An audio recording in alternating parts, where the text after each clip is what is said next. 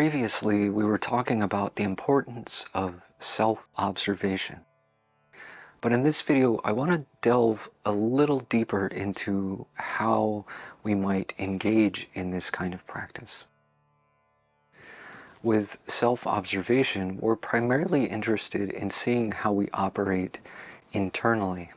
We're interested in uncovering our unconscious psychological mechanisms. But it's not such an easy task to just go poking around in the dark. Oftentimes it's better to begin at the surface and then to work our way down.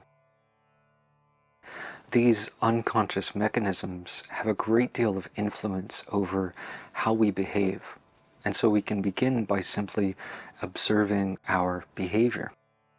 And one of the best areas in which to observe ourselves is during our interactions with others. How we engage with others can be deeply revealing. And this can include any sort of interactions, whether with friends or family, with a romantic partner, with the people you work with, and even with strangers, both in the real world as well as online, but essentially any time that we're engaging with others. And so we practice observing ourselves. We take notice of how we behave, how we speak, how we feel, and what we are thinking. And you will notice certain tendencies in your behavior which perhaps you were previously unaware of. You will notice things that perhaps you don't particularly like. You might notice yourself being selfish and inconsiderate at times, or agreeing with things you don't agree with, or agreeing to do things that you don't really want to do. It could be any number of things, but we just take notice of these habits and tendencies, whatever they happen to be. And pay close attention to your emotional state during these interactions. Notice how you feel. Do you feel relaxed and at ease? Or do you feel uneasy, agitated, or anxious? Notice if there is some particular emotional state which tends to accompany a certain behavior, or which arises in response to other people's behavior. We can also notice when there is an emotional reaction that gets triggered by a situation, and to see if you can just observe that feeling. We have a tendency to get caught up in our emotional reactions in such a way that we don't see what is giving rise to it. Generally, our attention is directed outward. We react to something occurring outside of ourselves, some situation, what someone says or does. And we tend to think that the cause of our emotional upset is something outside of ourselves. That's why we say things like, "That person made me angry." We think the other person is in control of our emotions. But that's a misperception. The emotion is in response to what the other person has said or done, but they're not the cause of it. The real cause is something within us. The question is, what? If we can observe what's going on inside of us, we can come to see what is giving rise to that particular emotional reaction. One of the things that we can do when we experience an emotional reaction is just to pause for a moment. Not to immediately express it, but to just be with it, to feel it, and to observe it. Oftentimes we express our emotions too quickly, and we might say and do things that we later regret, or we might sometimes make the situation worse. But if we can sit with it for a time and allow it some space to settle, we can gain a bit of clarity so that later if it needs to be expressed, we can do so in a way that is more calm and constructive. But in the time that we're making space for the emotion, we can simply observe it. And we may discover that there is something more beneath it. Underneath anger, for example, there may be fear or sadness. And so what we may need to express is that feeling of fear or sadness. Or perhaps the anger is arising from some old resentment that has nothing at all to do with the current situation. Perhaps nothing to do with the person who triggered it. And so we may not even need to express it. We may simply need to sit with it and to sort it out on our own. But to observe our emotions, we need to make space for them. We need to step back into a space of observation. A very helpful practice in all of this is meditation, because meditation is all about observation, observing whatever is occurring in the moment without engaging. When you sit to meditate, you might begin by observing the sensation of the breath, and then as various thoughts and feelings arise, you observe them in the same way, which is you don't engage with them. You simply allow them space to pass through the field of awareness while simply observing. And so if you practice meditation, then self-observation tends to occur much more easily and effortlessly. Self-observation is very similar to meditation in the sense that we're only observing. We're just watching ourselves. We're not trying to change anything.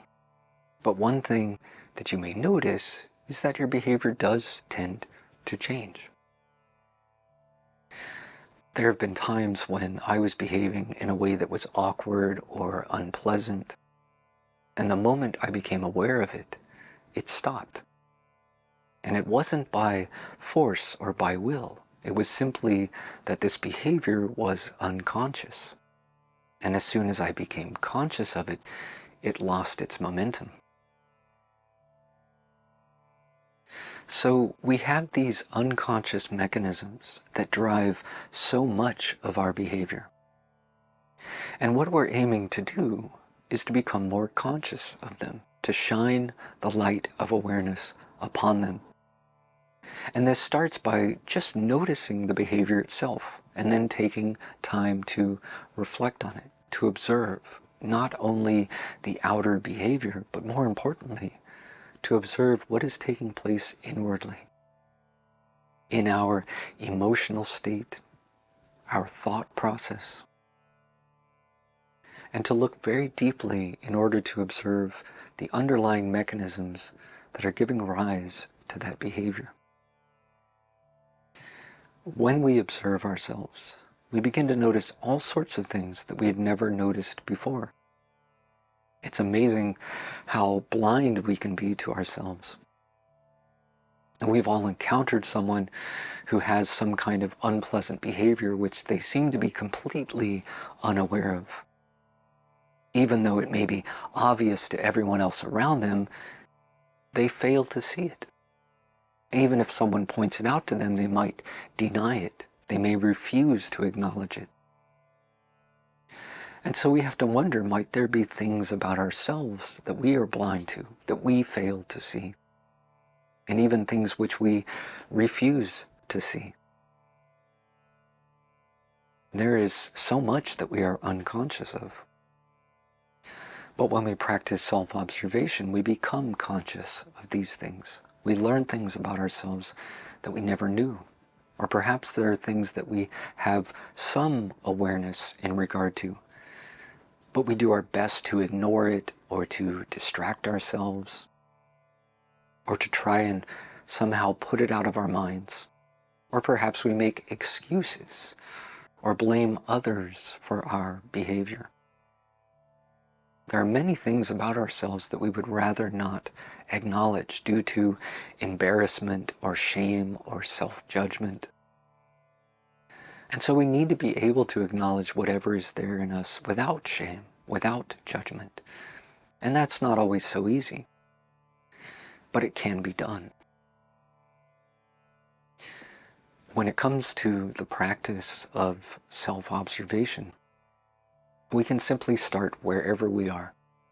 We can observe ourselves at any time, under any circumstances. Whatever we may be doing or feeling or thinking at any given moment, we can begin to observe and explore it. I mentioned before that our engagement with others is a good place to observe ourselves. But so is the time when we're alone. Many of us have two personalities. The one we use when engaging with others, and a different one when we're alone. And we can observe this also. We can observe how our personality changes depending on the situation, depending on who we're engaged with. But when we're alone, there's no one there to impress, no one to accommodate, no one to manipulate. There's no one there to judge us, to influence us, no one to approve or to disapprove of us.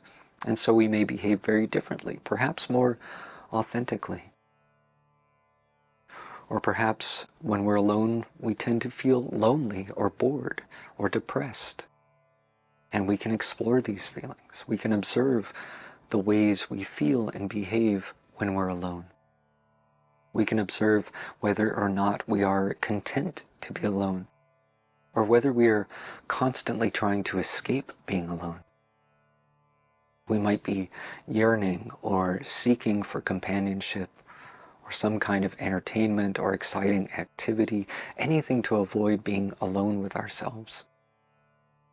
And what we may actually be avoiding is some kind of internal discomfort. And what is that discomfort? You can't know if you keep running away from it. But if you can sit with it and observe it, you can come to understand it. And perhaps by understanding it, it can be resolved. There are a lot of things within us that we don't want to look at. And oftentimes we seek some kind of distraction through pleasure or entertainment, or keeping ourselves busy with work, or seeking companionship, or running around from place to place and never sitting still. We often avoid spending time alone or in silence because we're avoiding ourselves. There's something there that wants to be seen or to make itself known to us, but for whatever reason, we don't want to look at it. And so we may spend much of our time trying to get away from ourselves. We don't realize how much influence these things have in our lives. We don't realize how so much of our behavior, our actions, our choices, and so on, are influenced by things which we are unaware of in ourselves. And this can include the kinds of problems that we encounter in our lives. We can create all kinds of problems for ourselves in our work, in our relationships, problems with our health and finances. And we might think that all of our problems are someone else's fault, or that it's just bad luck, or what have you. But you'd be surprised to learn that a great deal of trouble in life is arising from unconscious mechanisms within yourself. And if you could just become aware of it, so much would change. So many of the problems that we encounter could be easily resolved or avoided if we were simply to be more conscious of ourselves. But we have to have the willingness to look. We have to be curious. And we have to be honest with ourselves. And that may be one of the hardest things, just being honest with ourselves. We don't like to acknowledge our weaknesses, our mistakes, our ignorance. We don't like to admit when we're wrong or when we're behaving selfishly or inconsiderately.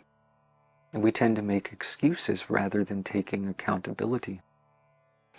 We have all kinds of defense mechanisms. And that's something else to be aware of, to notice our tendency to avoid or dismiss or deny these things about ourselves. We can often lie to ourselves. But on occasion, when you realize that you made a mistake, or that you were wrong, that perhaps you mistreated someone, just notice how it feels. It can feel deeply uncomfortable. And this is why we tend to avoid acknowledging these things. Really what we're trying to avoid is that discomfort. So there needs to be a willingness to be uncomfortable. We have to get comfortable with feeling uncomfortable. And that takes a bit of practice. It's not easy. We just need to practice learning to sit with it. And it's interesting that when we're able to just sit with it without running away, there's so much that we can learn. We can grow from that. If you let the discomfort get in the way, you don't resolve anything. But if you can have the courage and willingness to be uncomfortable, the discomfort tends not to last. Once you acknowledge what needs to be acknowledged, you can move forward. Otherwise, you just remain stuck. And I think that for those who often feel stuck in life, it may be that there's something that we're avoiding in ourselves. There's something that we're unwilling to acknowledge. And if we would just acknowledge it, perhaps we would get unstuck. But why is it so difficult to observe ourselves honestly? The thing that most often stands in the way is judgment. That we have this tendency to judge ourselves. In fact, the reason that so much tends to be unconscious in the first place is because of judgment. There are things which we come to perceive as unacceptable, and so we turn our attention away from them. We repress, we avoid, we deny.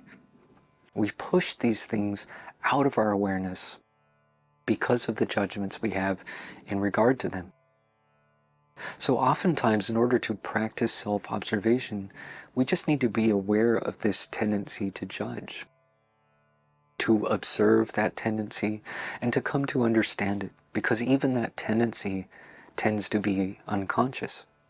We're not always aware of our own self-judgment. We may simply feel uneasy or uncomfortable, or we feel some sense of unworthiness or insecurity or what have you. Or perhaps we feel ashamed or embarrassed. And all of this is due to judgment. As soon as we begin to notice some unpleasant behavior, we may immediately feel repulsed by it, and in that repulsion, we turn away from it. So we need to learn how to see it and not to turn away. Because to really observe is to observe without judgment. Whereas observation is simply an acknowledgement of what is there. Judgment is an evaluation of it, whether it's good or bad, acceptable or unacceptable. And judgment clouds our perception. So in order to see clearly, you have to put aside judgment and just observe. And that, in and of itself, may take a bit of practice. Initially, when we first begin to practice self-observation, there may be a great deal of judgment there as well. But with practice, we can learn to look without judging. Or rather than condemnation, we can look with compassion. To be kind, to be gentle, to be patient and forgiving. This means to recognize that we are not perfect, that we all have our weaknesses, our flaws, our failings, and so on. And to recognize that this is simply the nature of being human. To judge ourselves is to imagine that we should be perfect, and no one is perfect. And so essentially we're holding ourselves to an impossible standard. So we need to be realistic. We need to accept that we are not perfect, and to accept ourselves as we are, with all of our flaws and imperfections, so that we can observe these things in ourselves without judgment or condemnation.